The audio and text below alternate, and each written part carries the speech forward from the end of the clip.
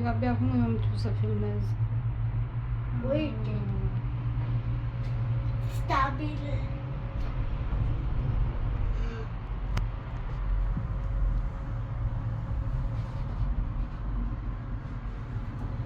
Asta ce număr are cabina asta?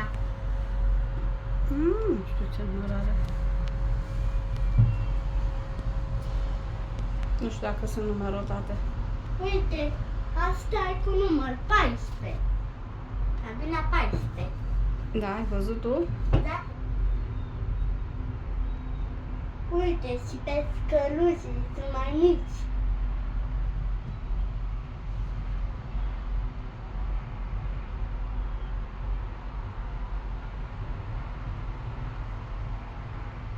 Cabina 4 e goală.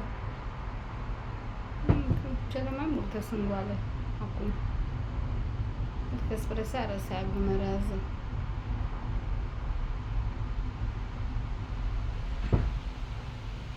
Uite cum poți să faci poza cum trece spre cum face aia la aza. Să audă tati cum face stâlpe.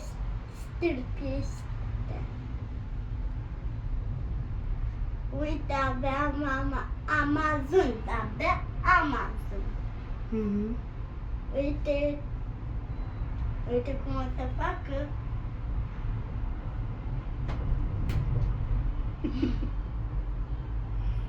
Stâlpul 7.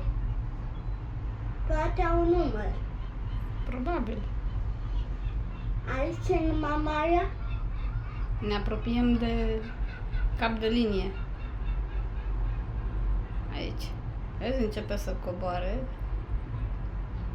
Și acolo începe să urcă. să urce.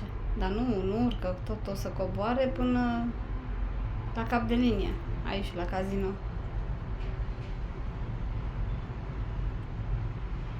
Stâlpe, ea merg cu curent. Da, bineînțeles. Și dacă e pană de curent, toată lumea e blocată aici. Da, Oprit. da. Uite, se vede gunoierul. Ce se vede? Gunoierul, uite Ah. ce mic e. Te uiți pe gunoier? Nu, uite ce mic e și omul ăla. Așa par. De la înălțimea asta par mici. Zici că zic că oamenii de jos sunt apitiți.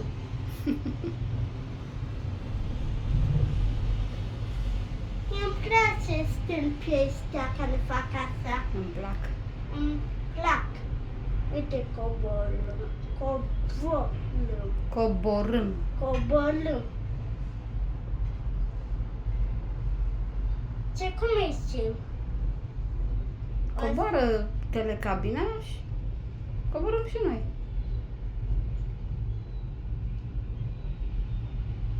Uite, mai dar un stâlp.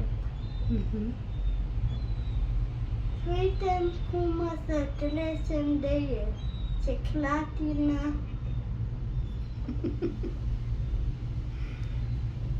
Cabina asta de ce clatină.